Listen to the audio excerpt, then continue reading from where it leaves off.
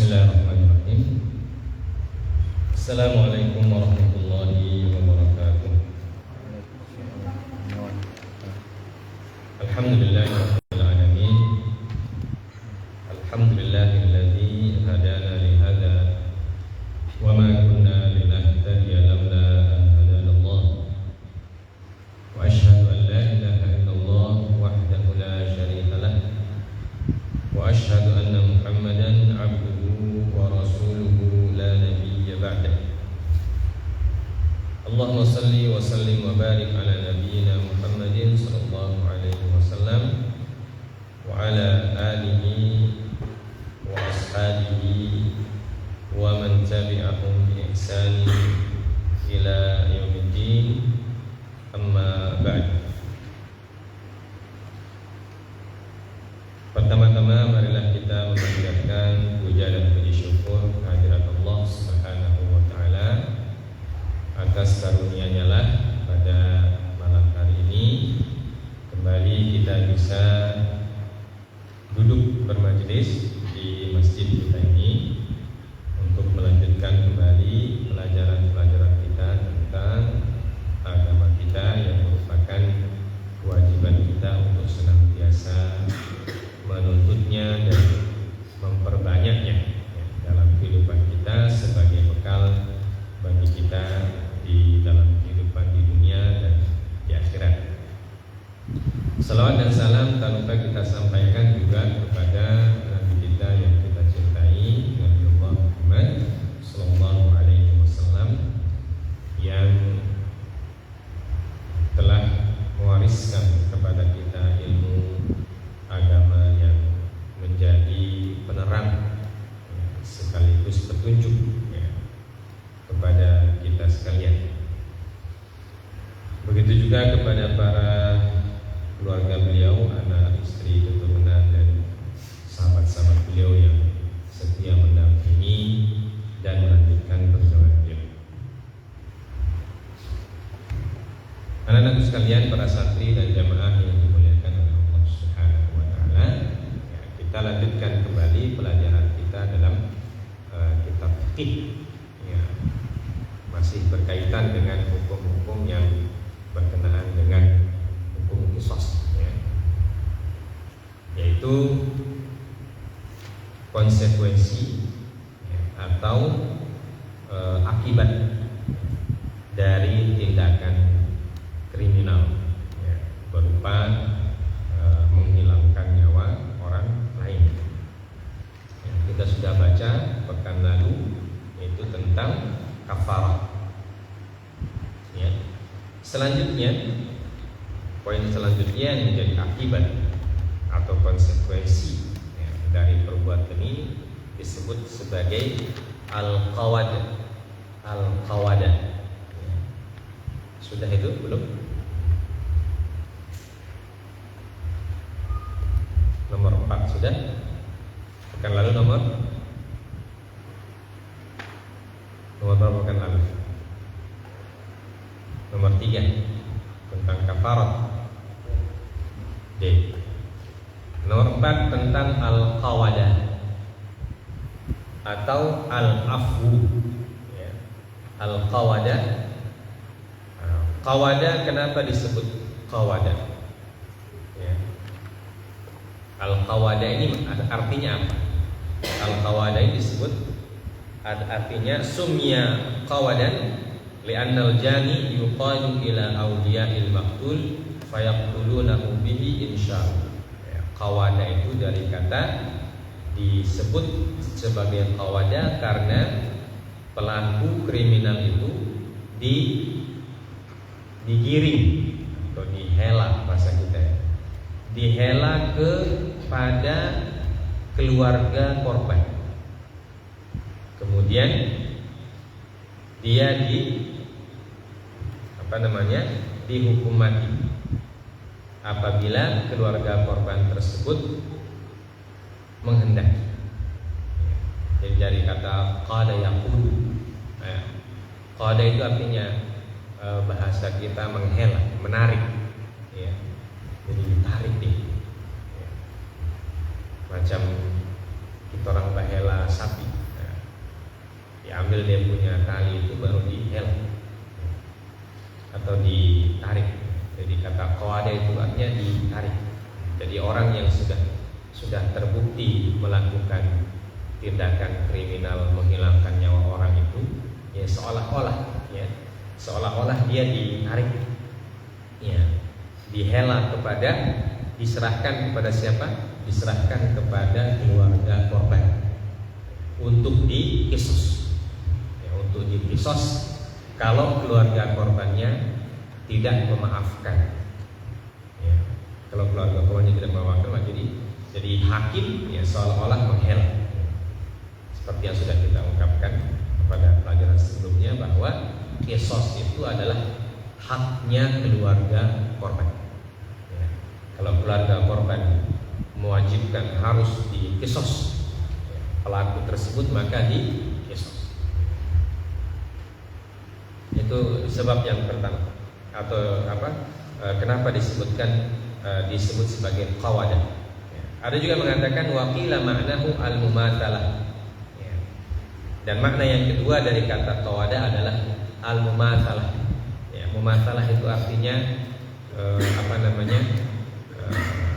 semisal, ya, seimbang, ya. Atau bahasa kasarnya impas, ya. Impas itu artinya istilah kita skor 1-1, ya, 1-1 atau draw, ya. Artinya darah dibayar darah, nyawa dibayar nyawa. Jadi nyawa dibayar nyawa, jadi mumatsalah, ya, semisal dia, maka disebut qawadah. Jadi tidak ada lebih, tidak ada kurang, nyawa dengan nyawa. Itu disebut dengan qawadah. Jadi al-qawadah ini adalah konsekuensi yang paling konsekuensi yang paling maksimal atau konsekuensi yang paling bahasa kita yang paling mengerikan lah istilahnya begitu, ya, dikisos. Al-afu atau dimaafkan.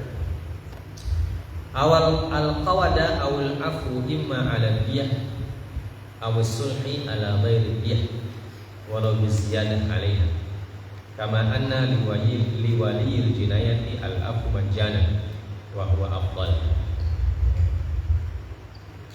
Jadi qawada atau pemaafan itu dalam prakteknya dilaksanakan dengan beberapa cara.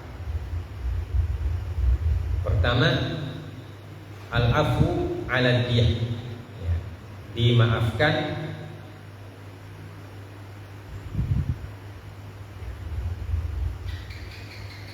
dengan catatan membayar diyat. Al-qawada awil afu ala imma ala diyah, ya, jadi dia dimaafkan oleh keluarga korban, tetapi diwajibkan membayar diyat. Ya. Diyat ini yang kita sebut lalu 100 ekor unta. Itu aplikasi yang pertama. Au as-sulhu ala ghairi diyah. Ya. Atau sulh. Sulh itu perdamaian. Perdamaian tanpa diyat. Jadi berdamai antara keluarga korban dan pelaku jinayah itu, tetapi tidak ada pembayaran diyat. Jadi tidak dibayar diyatnya. Walau biziyadati 'alaiha, walaupun dengan tambahan atas diyat tersebut. Kama anna liwaliyil jinayah al-afwa majjan wa huwa afdal. Aplikasi yang ketiga, wali dari korban memberikan maaf secara gratis. Jadi maaf secara gratis itu artinya tidak ada tuntutan apa-apa. Jadi pelakunya bebas begitu saja, ya, tidak dieksekusi. Ini namanya al-afu majana. Ya, majana itu artinya gratis. Jadi dia dimaafkan tanpa tuntutan apa. Yang jelas dia sudah divonis mati, ya, sudah divonis mati seperti yang kita sudah sebutkan dalam pelajaran lalu, bahwa yang memutuskan apakah dia bersalah atau tidak itu tetap hakim dulu, ya, melalui pengadilan dulu. Nah di pengadilan itu dia divonis bersalah atau tidak, kemudian hukumannya apa? Hukumannya, nah nanti setelah itu baru ada proses pemaafan. Ya. Nah kalau sudah dimaafkan, nah itu nanti dimaafkan juga ditanya oleh hakim kepada wali korbannya itu, apakah ini pelaku ini dimaafkan dengan gratis atau dimaafkan tapi harus bayar diat, ya, atau bagaimana? Nah nanti di situ ditanyakan kepada wali korban. Dan wali korban itu macam-macam, dia punya tipe. Ya. Ada yang tidak rela kalau pelakunya tidak dihukum sama sekali. Ya. Tapi ada juga orang yang besar hatinya. Ya. Itu orang yang istimewa, orang yang susah dicari. Ya. Dia maafkan. Ada orang seperti itu, ada. Dalam sejarah ada, dan dalam dalam kehidupan modern juga ada, ya. Yang dimaafkan begitu saja. Itu ada lalu kisah di mana itu di Amerika itu, ya, seorang dai dari asalnya orang Thailand, ya, tapi sudah tinggal di Amerika. Anaknya itu kerjaannya jadi kurir, ya, kurir penjual roti. Tapi kemudian ada beberapa orang preman yang membunuhnya ketika dia mengantar roti kepada pelanggannya. Dan ditangkaplah itu preman itu, diadili sekian lama. Kemudian di akhirnya sang bapak itu memaafkan itu preman, memaafkan karena dia bilang agama saya agama Islam mengajarkan orang untuk memaafkan. Nah, itu orang yang jiwanya super, ya, sangat jarang kita temukan seperti itu. Tapi ada juga ada. Makanya syariat itu memberikan pilihan-pilihan seperti itu, karena Allah Subhanahu wa taala tahu bahwa pasti ada orang yang bisa memaafkan walaupun jumlahnya jarang, sedikit, ya. Yang banyak pasti menuntut, ya. Makanya syariat dalam menetapkan hukuman itu juga tidak cuma satu. Dalam aplikasinya ada beberapa cara. Karena ini hak tergantung kepada keluarga korban, ya. Faqad ja'alna liwaliyhi sultana. Kata Allah dalam Quran surah Al-Isra itu, ya, faqad ja'alna liwaliyhi sultana. Dan kami telah memberikan kepada keluarga korban itu kekuasaan. Kekuasaan untuk menentukan jenis hukuman bagi pelakunya kalau dia sudah terbukti bersalah. Dan yang paling afdal di sini disebutkan wa huwa afdal. Yang paling afdal itu adalah memberikan maaf tanpa ada tuntutan apapun, atau diberikan maaf kemudian gratis, ya. Dan ini orang yang bisa melakukan hal seperti ini dipuji oleh Allah Subhanahu wa taala. Allah mengatakan wa anta'fu aqrabu littaqwa. Dan apabila kalian memberikan maaf, afu, itu aqrabu littaqwa, itu lebih dekat kepada ketakwaan, ya. Jadi orang yang bisa memaafkan korban, memaafkan pelaku yang telah menghabisi nyawa keluarganya, dengan tanpa hukuman apapun, nah itu orang yang bertakwa hatinya, orang yang sangat bertakwa. Makanya orang seperti itu tidak mudah ditemukan. Tapi ada, ya ada. Zaman dulu ada, zaman sekarang juga ada. Ya, tapi sangat sedikit. Yaitu orang-orang yang sudah dekat sekali dengan Allah Azza wa Jalla. Hatinya itu sudah pasrah dan tawakalnya kepada Allah sudah besar. Nah, itu tidak gampang. Ya. Wa idza afa waliyud dam 'alal qatil fa innahu la yabqa haqqun lil hakim ba'dun fi ta'ziri. Ya. Apabila wali korban memberikan maaf kepada pelaku, maka tidak ada hak untuk hakim setelah itu untuk memberikan hukuman ta'zir.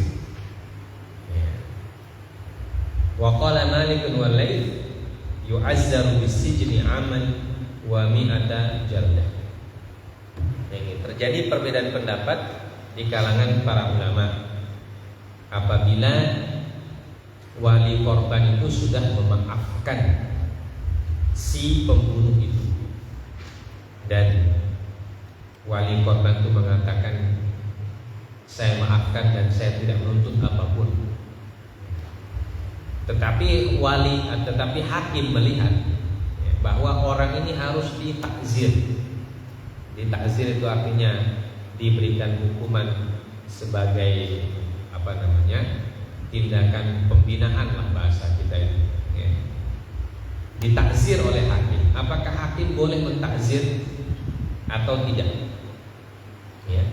Nah, jumhur ulama mengatakan tidak ada haknya, atau hakim tidak berhak untuk memberikan hukuman takzir. Ya, takzir itu seperti apa ya? Nanti disebutkan takzir itu ada seperti penjara dan seterusnya. Itu hukuman takzir. Ya. Jadi jumhur mengatakan itu tidak perlu lagi ditakzir karena sudah dimaafkan oleh keluarga korban. Jadi pelakunya dibebaskan begitu saja. Jadi memang divonis bersalah tapi tidak dieksekusi, ya, karena sudah dimaafkan, ya, sudah dimaafkan oleh keluarga. Tapi Imam Malik ya, bahkan disebut sebagai temannya Imam Malik. Ya, beliau orang yang ahlul ilmi juga, ya, dan beliau dulu punya madhab, namanya madhab Imam Al-Laits, ya, Imam Al-Laits bin Sa'ad. Walaupun madhabnya itu sudah punah, ya, tidak ada lagi pengikutnya. Ya, tapi dalam zaman Imam Malik ini, Imam Al-Laits disebutkan oleh para ulama bahwa Imam Al-Laits ini sebenarnya beliau ini lebih afqah min Malik, ya, kata sebagian para ulama. Imam Al-Laits ini dia lebih faqih atau lebih alim daripada Imam Malik.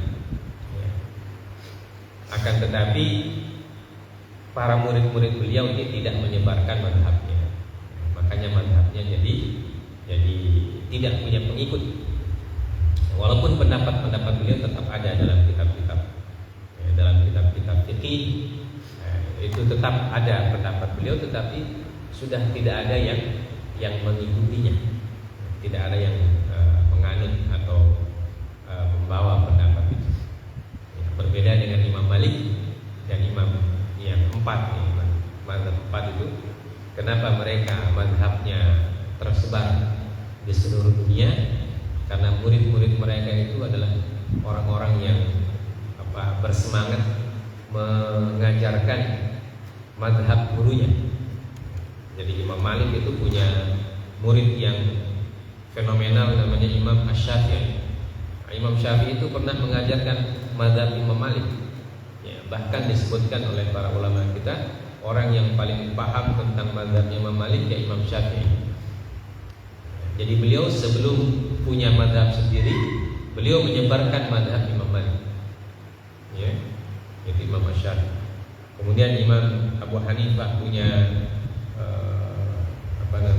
punya dua orang murid yang besar, Muhammad bin Nasir dan Imam Muhammad bin Nasir itu juga imam gurunya Imam Syafi'i juga. Imam Muhammad bin Nasir juga termasuk guru Imam Syafi'i. Kemudian Imam Syafi'i punya murid namanya Imam Ahmad bin Hanbal. Ya, jadi ini imam-imam besar yang punya hubungan keilmuan.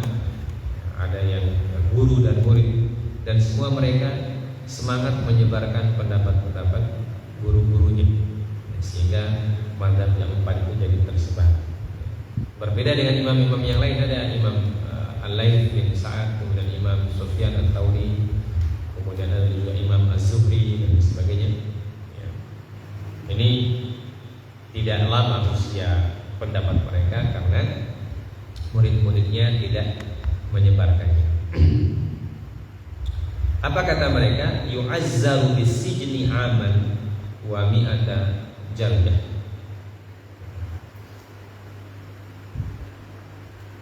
Imam Malik berpendapat bahwa apabila pelaku kriminal itu dimaafkan oleh wali korban, maka hakim tetap berhak memberikan hukuman takzir. Dan hukuman takzirnya berupa penjara selama 1 tahun dan cambukan 100 kali. Jadi dicambuk 100 kali, kemudian dipenjara satu tahun. Nah, ini yang sudah dimaafkan.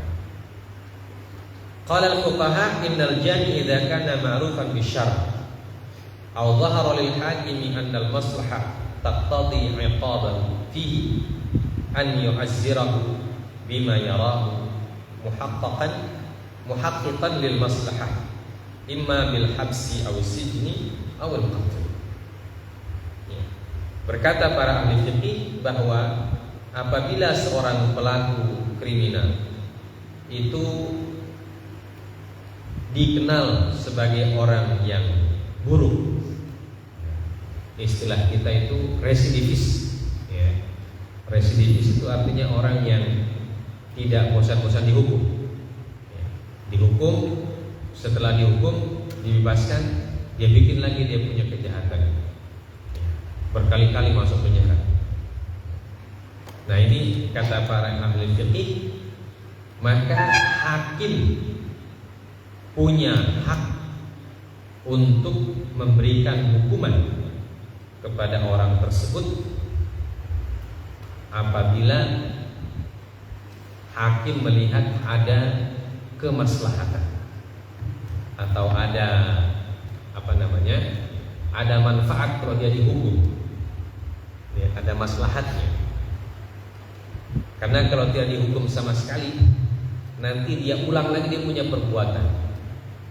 Baru dia minta maaf lagi, ya, supaya orang kasihan sama dia, dimaafkanlah dia lagi. Habis itu dia bikin lagi. Nah, kalau hakim sudah mengetahui seperti itu, nah karena orang yang dihukum itu kan punya catatan hitam, ya, punya catatan hitam di kepolisian, punya catatan hitam di kejaksaan, punya catatan hitam di pengadilan. Ya, karena itu tercatat itu siapa orang yang pernah diadili, siapa orang yang pernah dihukum, itu kan tercatat, ya. Apalagi sekarang metodenya sudah canggih, pakai teknologi semua, ya. Jadi kalau ada yang melakukan perbuatan kriminal, nah itu di kantor polisi itu tetap ada di penama, ya, ada dia punya nama. Makanya kalau orang yang melakukan tindakan kriminal itu kalau mau minta surat SKCK, ya, surat keterangan catatan kepolisian, nah itu agak susah dia dapat, ya, agak susah dia dapat karena sudah ada dia punya catatan hitam. Makanya jangan ada catatan hitam. Bagaimana supaya tidak ada catatan hitam? Jangan bikin masalah, ya, jangan bikin kejahatan. Hindari semua bentuk kejahatan supaya kita tidak ada catatan hitam, ya, catatan hitam di kepolisian, di lembaga pengadilan, di kejaksaan atau apa semua, dan catatan hitam di hadapan Allah Subhanahu wa taala. Nah, ini harus kita hindari jemaah sekalian. Karena itu kita harus mempelajari hal-hal seperti ini supaya kita ada rasa takut, ya, ada rasa takut untuk melakukan tindakan-tindakan yang melawan hukum. Karena takut melakukan tindakan melawan hukum itu takut yang betul, ya. Takut yang memang dituntut, itu disebut dengan al-khauf. Ya. Kita itu dituntut untuk takut melakukan tindakan yang melawan hukum. Ya. Nah, kalau sudah seperti itu, maka para ulama fikih, hakim boleh memberikan takzir. Takzirnya itu bisa berupa pemenjaraan atau bisa juga berupa dihukum mati juga. Jadi tergantung hakim nanti melihatnya seperti apa. Jadi walaupun orang itu sudah dimaafkan oleh wali korban, kata para ulama kita, ada kondisi-kondisi tertentu atau orang-orang tertentu yang dihukum kembali oleh hakim, ya, dan hukumannya tidak dinamakan lagi hukuman had, tapi hukumannya disebut hukuman takzir. Nah, takzir ini diserahkan keputusannya kepada hakim. Bentuk hukumannya apa? Apakah dipenjarakan? Apakah dicambuk? Ya. Apakah disuruh kerja sosial? Atau bisa juga dengan hukuman yang maksimal, ya, dieksekusi. Ya. Tapi beda sebab eksekusinya. Kalau yang tadi sebab eksekusinya karena karena wali korban yang menuntut dia untuk dieksekusi. Ya. Tapi kalau yang ini bukan karena tuntutan wali korban, ya, karena wali korban sudah memaafkan, tapi karena hakim melihat, ya, orang ini sudah berkali-kali nih buat kejahatan, sudah banyak orang yang dia zalimi, ya. Maka kalau tidak dihukum sama sekali, nanti dia tidak jerah, ya, sedangkan sudah dihukum lalu bikin lagi. Kalau begitu kata hakim, kalau orang seperti ini sudah dikasih selesai saja, ya, ditamatkan saja dia punya riwayat supaya tidak macam-macam lagi. Nah, itu kata para ulama fikih, itu diberikan hak kepada hak. Ya. Nah, itu dalam kalau istilah hukum di negara kita itu ada namanya subjektivitas hakim. Ya, ada subjektivitas hakim. Nah, itu diberikan hak oleh undang-undang, hakim itu memvonis sesuai dengan apa yang dia lihat. Sesuai dengan apa yang dia ilmui, yang dia dapatkan dari datanya, faktanya, laporannya dan seterusnya. Itu namanya subjektivitas hakim. Itu memang ada hak hakim untuk menentukan. Nah, para ulama juga mengatakan demikian. Ya. Jadi itu hakim itu punya hak untuk menentukan hukuman orang ini seperti apa. Nah, nanti di hakim kan jelas melihat catatan-catatan orang itu. Apakah ada catatan kejahatan sebelumnya atau tidak, itu kan tetap dilihat oleh hakim. Ya, karena memang catatannya ada, terdata. Ya, nomor perkaranya pun dicatat. Ya, nomor perkaranya dicatat, nomor pelanggarannya dicatat. Ya, karena itu semua tercatat semua. Ya, jadi nanti akan dibongkar kembali. Nah, kalau sekarang kan lebih enak untuk membongkarnya, tinggal ketik DP nama. Dapat, oh ini orang sudah melakukan kejahatan yang sama sekian kali. Pertama hukumannya begini, yang kedua hukumannya begini, yang ketiga hukumannya begini. Nah, ini yang kelima ini, misalnya, ini yang kelima kali dia sudah bikin. Maka hakim bilang orang seperti ini tidak boleh dikasih hati. Ya. Maka diberikan dia hukuman yang maksimal, ya, supaya orang lain bebas dari kejahatannya. Nah, itu hakim yang menentukan. Dan ulama fikih memberikan arahan seperti itu kepada para hakim. Baik. Wa aslu wujubil qawada awal afwi qadullah azza wa jalla. Dan dalil yang mewajibkan qawad atau al-afwi itu firman Allah azza wa jalla dalam Quran surah Al-Baqarah itu. A'udzu billahi minasyaitonir rajim. Ya ayyuhalladzina amanu kutiba alaikumus qisasu fil qatla al-hurru bil hurri wal 'abdu bil 'abdi wal untha bil untha. Faman 'ufiya lahu min akhihi syai'un fattiba'un bil ma'ruf wa ada'un ilayhi bi ihsan. Dzalika takhfifun min rabbikum wa rahmah. Faman i'tada ba'da dzalika falahu 'adzabun alim. Hai orang-orang yang beriman, diwajibkan atas kalian untuk melaksanakan hukum qisas dalam perkara hukum. Al-hurru bil hurri, orang merdeka dan orang merdeka, orang hamba sah dan hamba sahaya, perempuan dengan perempuan. Maka barang siapa yang telah dimaafkan dia oleh saudaranya, fattiba'u bil ma'ruf wa ada'u bil ihsan, maka hendaklah dia memberikan atau mengerjakan yang ma'ruf dan ada'u ilaihi bi ihsan, melakukan yang ma'ruf dan membalas dengan ihsan. Itu adalah takhfifun min rabbikum wa rahmah, sebagai keringanan dari Tuhan kalian dan juga sebagai rahmat. Faman i'tada ba'da dzalika falahu 'adzabun alim. Dan barang siapa yang melakukan i'tidah, yang melanggar hukum, setelah itu maka dia akan diberikan azab yang pedih.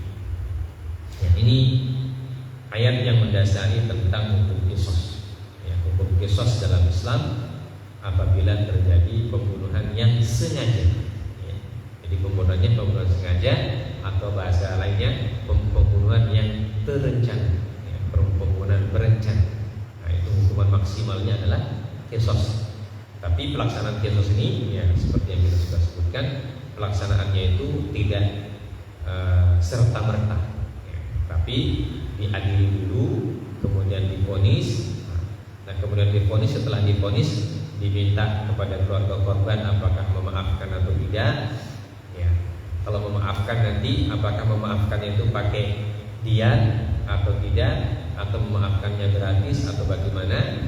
Kemudian nanti dilihat kembali oleh hakim setelah dimaafkan oleh korban.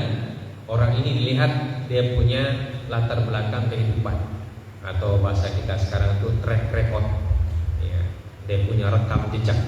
Apakah dia pernah melakukan kriminal yang sama di waktu yang lalu atau tidak. Dibuka kembali catatan-catatannya oleh hakim, apakah orang ini residivis atau tidak, dan seterusnya.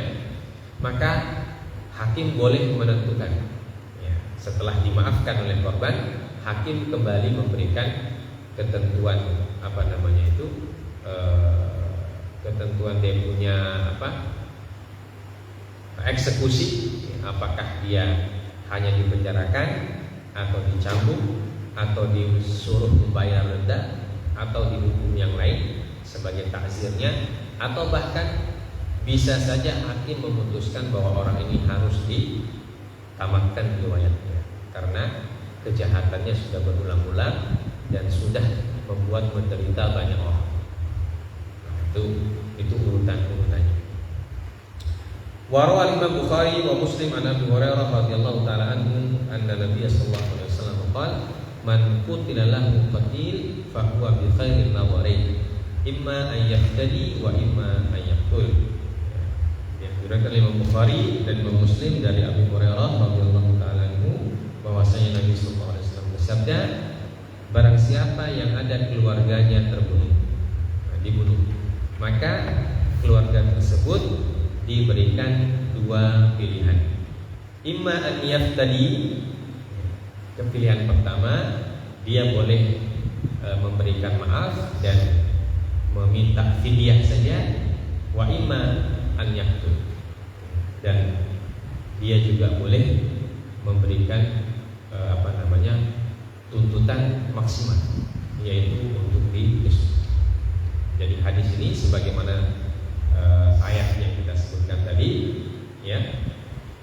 Allah mengatakan faqad ja'alna li waliyhi sultana, maka kami berikan hak kepada walinya untuk memutuskan kepada orang itu hukumannya apa, ya. Setelah dibuktikan tentu, ya, setelah pembuktian, ya, setelah pembuktian dan pengadilan. Fal amru fil afwi aw al qisasi ila awliya'id dam wa humul warathah.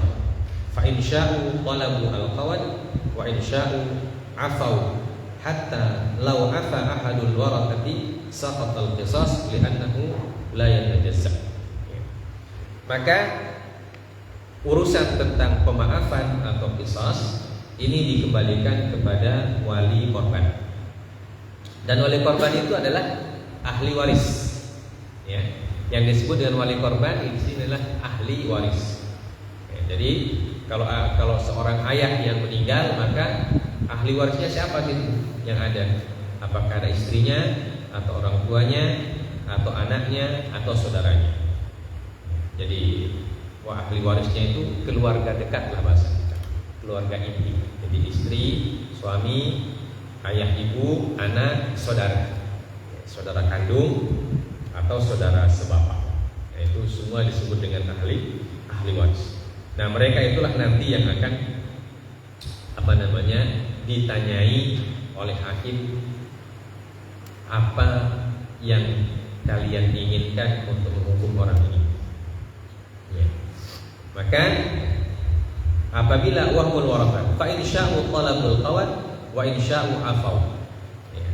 Apabila mereka menghendaki untuk membayar dihukum dengan qawad, ya, qawatannya dihukum dengan qisas, maka itu hakim harus mengikuti apa yang mereka inginkan. Ya. Tapi kalau mereka ingin memaafkan, maka hakim juga mengikuti apa yang mereka inginkan. Nah, pertanyaannya, bagaimana kalau dia punya ahli waris itu banyak? Ya. Misalnya ada orang yang na'udzubillah, ya, nasallallahu alaihi wasallam, ada orang yang menjadi korban pembunuhan, ya, kemudian dia punya anak 2 misalnya atau 3, ya. Dan di antara 3 anak ini ada 1 orang yang memaafkan, yang 2 tidak. Ya, bagaimana caranya dulu? Ya, ahli warisnya tidak cuma 1. Ada di antara ahli waris itu biar cuma 1. Misalnya ahli warisnya orang yang terbunuh itu masih punya bapak, masih punya ibu, masih punya istri, masih punya anak-anak, masih punya saudara-saudara. Misalnya keluarganya ada 10 lah, ya, paling tidak. Tapi kemudian ada 1 ahli waris, anak misalnya, anak kandungnya, yang mengatakan saya maafkan pembunuh saya punya bapak. Nah, di sini disebutkan lau afa ahadul warathati saqatal qisasu li'annahu la yatajazza. Jadi kalau ada 1 orang ahli waris yang memberikan maaf, maka qisasnya dibatalkan. Ya, saqata al-qisas. Jadi hukum qisasnya gugur. Ya. Jadi ini pelaksanaannya, aplikasinya seperti itu. Jadi nanti makanya ketika ada orang yang terbunuh, ahli warisnya itu dikumpulkan oleh hakim, siapa semua yang ahli warisnya ini. Siapa masih dia punya keluarga, apakah ada saudaranya, anaknya, istrinya, ayah, ibunya, semuanya ditanya. Jadi setelah diadili, dibuktikan ternyata betul-betul terbukti orang ini pelakunya, ya, maka ditanyalah kepada kepada keluarga korban, kepada ahli warisnya itu. Ditanya semua mereka ditanya. Ya, bapaknya ditanya, ibunya ditanya, istrinya ditanya, anak-anaknya ditanya, ya, saudara-saudaranya ditanya. Nah, kalau ada salah satu di antara mereka yang mengatakan bahwa tidak usah diqisas, ya, bayar fidyah saja, ya, maka tidak jadi diqisas. Ya, jadi memang betul-betul hak ini diberikan kepada keluarga korban oleh Allah Azza wa Jalla. Rawah Muhammad bin Al-Hasan, ini namanya bukan Muhammad bin Nasir, tapi Muhammad bin Al-Hasan. Ya, kita tadi salah sebut. Imam Muhammad bin Al-Hasan sahibu Abi Hanifah. Ini muridnya Imam Abu Hanifah. Anna Umar bin Al-Khattab radhiyallahu taala anhu utiya bi rajulin qad qatala 'amdan fa'amara biqatlihi fa'afa anhu ba'd al-awliya fa'amara biqatlihi. Faqala Abdullah bin Mas'ud radhiyallahu anhu, kanat an-nafsu lahum jami'an falamma 'afa hadha ahya an-nafs fala yastati'u akhdhu haqqahu, yakni alladhi lam ya'fu hatta ya'khudha haqqa ghairihi. Qala fama tara? Qala ara an taj'ala diyata fi mali wa tarfa' anhu hissata alladhi 'afa anhu. Qala Umar radhiyallahu ta'ala anhu wa ana ara dhalik. Qala Muhammad wa ana ara dhalik wa huwa qaul Abi Hanifah.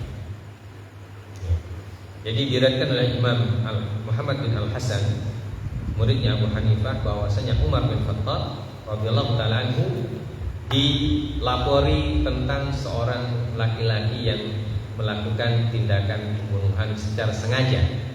Ya. Maka setelah diadili, dibuktikan, ternyata betul-betul terbukti, maka Umar memvonis dengan hukuman qisas. Ya. Akan tetapi ada sebagian wali korban memberikan maaf kepada orang tersebut. Ya. Tapi Umar tetap memvonis untuk diqisas. Maka berkatalah Ibnu Mas'ud. Jadi ini hakimnya Ibnu Mas'ud, hakimnya Umar bin Khattab. Tapi kemudian karena Umar bin Khattab bersikeras untuk membunuh orang tersebut atau mengqisasnya, maka Abdullah bin Mas'ud mengatakan, kanatin nafsu lahum jami'an falamma 'afa hadza ahya an-nafsa fala yastati'u akhdha haqqihi, yakni alladhi lam ya'fu hatta ya'khudha haqqa ghairihi.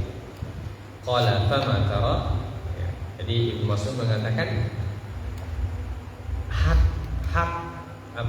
hak darah itu atau hak nyawa itu diberikan oleh Allah Subhanahu wa taala kepada semua ahli waris. Ya, jadi mereka berhak di situ sama hak. Ya. Dan ketika ada ahli waris yang memberikan maaf, nah berarti nyawanya orang itu dihidupkan kembali. Ya, dihidupkan kembali. Karena tadi kan divonis qisas. Nah, kalau vonis qisas kan artinya mati.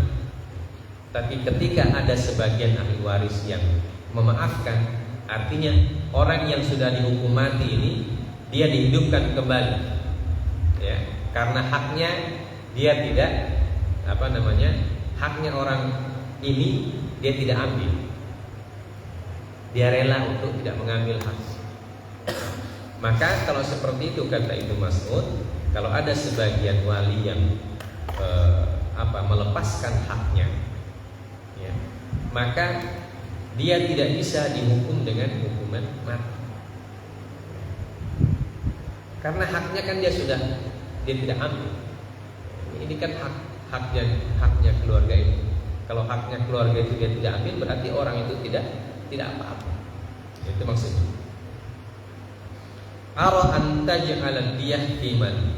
Maka Umar bin Khattab bertanya lagi kepada Abu Mas'ud, kalau begitu hukumannya yang pas apa? Ya, maka Ibnu Mas'ud mengatakan, saya melihat hukumannya itu adalah kamu menetapkan untuk dia membayar diyat. Membayar diyat. Wa tarfa'u anhu hissatal ladzi 'afa anhu. Dan kamu ketika memvonis untuk membayar diyat itu, maka yang dibayarkan kepada diyatnya adalah kepada orang yang belum memaafkan. Ya, misalnya gitu, dia punya ahli waris 5, ya kan? Ahli warisnya kan 5, 2 orang yang memaafkan, maka tidak jadi diqisas. Akan tetapi dia wajib bayar diyat, dan bayar diyatnya kepada siapa? Kepada 3 orang yang belum memaafkan. Paham ya? Ya kan? Karena 5 orang, ahli waris 5 orang, 2 yang kasih maaf, berarti 3 yang tidak kasih maaf. Nah, kata Ibnu Mas'ud, DP hukuman orang pelaku itu harus bayar diyat dan dibayar kepada yang 3 orang yang belum memaafkan. Qala radhiyallahu ta'ala anhu wa ana ara dzalik. Ya, maka Umar mengatakan, kalau begitu, itu juga saya punya pendapat. Ya, jadi Umar bin Khattab ini seorang hakim yang dia punya ilmu tentang Islam, tetapi dia tidak dia tidak memaksakan dia punya pendapat. Bahasa kita sekarang orangnya demokratis, kalau bahasa sekarang ini. Tapi demokratisnya harus pakai ilmu. Maka kalau ada para sahabat yang lain yang lebih paham tentang suatu masalah, biasa Umar bin Khattab mengambil pendapat sahabat. Makanya Umar bin Khattab itu adalah khalifah yang punya penasihat. Dia punya penasihat. Jadi kalau dia memutuskan sesuatu, biasanya dia mengajak bermusyawarah kepada para penasihatnya atau kepada para sahabat siapa saja yang punya ilmu. Dia akan dengarkan. Yang penting yang mengucapkan ilmu itu punya hujjah, yang punya dalil dari Al-Quran dan dari Nabi Sallallahu Alaihi Wasallam, maka Umar bin Khattab akan menerima. Nah, inilah kebesaran hati Umar bin Khattab sebagai seorang hakim sekaligus sebagai khalifah. Maka Imam Muhammad bin Hasan mengatakan, ini pendapat saya dan ini adalah juga pendapat Imam Abu Hanifah. Nah ini, jadi kalau terjadi seperti ini, maka sebagian wali korban memaafkan, maka pelaku itu jadi dihukum dengan tidak dikisos, ya, hukumannya dengan diat saja, membayar diat dan dibayarkan kepada orang yang belum memaafkannya. Nah, orang yang sudah memaafkan, maka mereka sudah memaafkan karena artinya mereka sudah rela. Ya, kalau mereka sudah rela berarti ya mereka tidak dapat diat. Yang dapat diat itu diberikan kepada yang belum memaafkan. Wa in kana fil warathati shaghirun fa innahu yantaziru bulughahu. Yuntazaru bulughu liyakuna lahu al-khiyar. Id anna al-qisasa haqqun li jami'il warathah. Wa la ikhtiyara lis-sabi qabla bulughi. Wa idza afa al-warathatu jami'an aw ahaduhum ala diyati wajaba 'ala al-qatil diyatun mughalladhah halatun fi malihi kama sata'ti dzalika qasran fi babiyyah. Nah, masalah selanjutnya, bagaimana kalau di dalam ahli waris itu masih ada yang belum balik. Ya, misalnya ahli warisnya 5, satu anaknya masih kecil, yang dia belum paham kan, dia belum paham tentang apa yang terjadi kepada orang tuanya. Maka bagaimana caranya supaya dia berpendapat? Apa katanya? Yuntawaru dulu, ditunggu dia sampai dia balik. Jadi ini prosesnya agak lama. Jadi ada orang yang melakukan pembunuhan, kemudian dia dilaporkan ke pihak kepolisian menyelidiki dan seterusnya, mengumpulkan bukti-bukti, kemudian dimasukkan ke pengadilan. Di pengadilan dia terbukti melakukan pembunuhan dan divonis untuk dikisos. Nah, divonis untuk dikisos. Ya. Tapi setelah divonis kisos, ketika ditanyakan kepada ahli waris apakah kita mau kisos atau tidak, ternyata dari 5 ahli waris 1 orang masih kecil. Ya, tentu kan tidak bisa ditanya, dia tidak paham. Ya. Maka supaya selesai dia punya urusan, orang ini ditahan dulu, dipenjara dulu. Dipenjara sampai kapan? Dipenjara sampai anak itu balik. Ya, sampai anak yang kecil itu balik. Kemudian nanti ketika dia balik, dia sudah bisa berpendapat. Ya, diceritakan nanti sama keluarganya atau hakim tentang orang itu.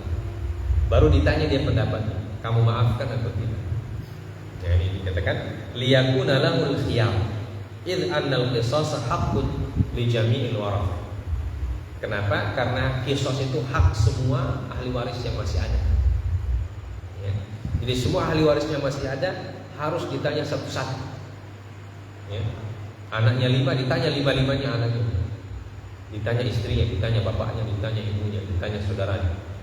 Masing-masing. Kalau dia punya saudaranya 10, ditanya semua itu 10-10. Bagaimana kalau ada saudaranya yang wawak? Ditanya bagaimana? Ya, pakai isyarat saja. Oke. Ya, ditanya pakai isyarat. Jadi semua ahli waris ditanya. Nah, kalau ada ahli waris yang masih kecil, ditunggu itu ahli waris itu sampai besar. Ya, sampai besar. Nah, sementara dalam keadaan menunggu itu orang yang yang pelaku ini ditahan dulu dia. Ya, supaya jangan kabur dia nanti. Ya, bisa jadi kabur dia, ditahan dia. Ditahan di penjara, diseret. Ya. Berapa tahun dia di penjara? Nah, itu tergantung itu anak berapa tahun usianya. Jadi kalau ada anak kecil, ya, misalnya masih balita, masih usia 1 tahun, masih usia 1 tahun dia, kemudian DP papa dibunuh orang, waliyadzubillah min dzalik. Maka anak yang usia 1 tahun ini ditunggu sampai 17 tahun lagi. Ya, sampai 17 tahun dia tunggu dia supaya dia bisa berpendapat. Ya, karena kalau masih kecilan tak mungkin berpendapat. Jadi selama 17 tahun itu pelaku itu di penjara 17 tahun. Nah, itu konsekuensi memang. Ya, siapa suruh babi bunuh orang. Ya. Kalau tidak mau di penjara aja bikin macam. Ya, maka itu konsekuensi menghilangkan nyawa orang itu sangat besar. Ya, sangat besar. Makanya dikategorikan sebagai dosa besar. Ya, dosa besar di akhirat. Dan urusannya besar juga di dunia. Jadi kalau untuk menunggu ahli waris yang satu itu sampai 17 tahun ya, 17 tahun itu dia ditahan. Nanti ketika 17 tahun itu anak, dan dia lagi disidang lagi nih, ditanya itu anak, diceritakan dulu dia punya kronologi seperti apa, itu anak baru ditanya. Nah, kalau dia bilang gara-gara ngana kita bebas, kita tidak kenal, sudah tidak ada ampun, eksekusi saja Pak Hakim. Nah, baru dieksekusi. Kalau dia bilang sudah Jo, bayar diat saja, ya bayar diat. Kayak gitu. Jadi tergantung itu anak itu. Jadi anak yang kecil itu ditunggu di pendapat. Wala ikhtiyar oleh sabil qabla bulugh. Ya, jadi kenapa ditunggu sampai balik? Ya karena dalam syariat ya usia balik itu adalah usia untuk berpendapat, ya, menentukan hukum itu nanti balik. Wa idza afal waratha jami'an aw ahadum ala diyah wajib 'ala al-qatil diyat mughalladhah. Apabila semua ahli waris atau salah satu dari mereka ya memaafkan dengan catatan dia harus membayar diyat, maka si pelaku itu harus membayar diyat yang mughalladhah. Diyat mughalladhah atau diyat yang berat, ya 100 ekor unta itu. Nah, ini hukuman-hukuman bagi pelaku atau konsekuensi bagi orang yang melakukan tindakan kriminal. Jadi ini tindakan kriminal yang sangat-sangat berat urusannya. Ya, makanya tidak boleh sekalipun seorang mukmin itu berniat untuk menghabisi nyawa orang lain. Jangan sampai. Ya, melukai pun jangan. Menzalimi orang itu tidak boleh. Makanya baku marah, tapi jangan main tangan. Ya, itu yang harus dilakukan. Tapi terkadang manusia juga ya, dikuasai oleh hawa nafsu. Waliyadzubillah min dzalik wa nastaghfirullah al-azim. Kita mohon ampun kepada Allah Subhanahu wa taala. Ya. Dan jelaskan dimuliakan oleh Allah Subhanahu wa taala, hal-hal yang bisa kita baca pada malam hari ini itu konsekuensi dari melakukan tindakan kriminal berupa menghilangkan nyawa orang. Ini perbuatan yang sangat berat. Ya. Menjelaskannya juga berat. Ya. Ini karena ini hal-hal yang harus kita ketahui, maka kita harus jelaskan walaupun berat juga menjelaskannya. Ya. Semoga kita paham, dan yang paling intinya kita selalu berdoa kepada Allah semoga kita tidak terjatuh kepada perbuatan seperti ini. Ya, kita minta perlindungan dari Allah.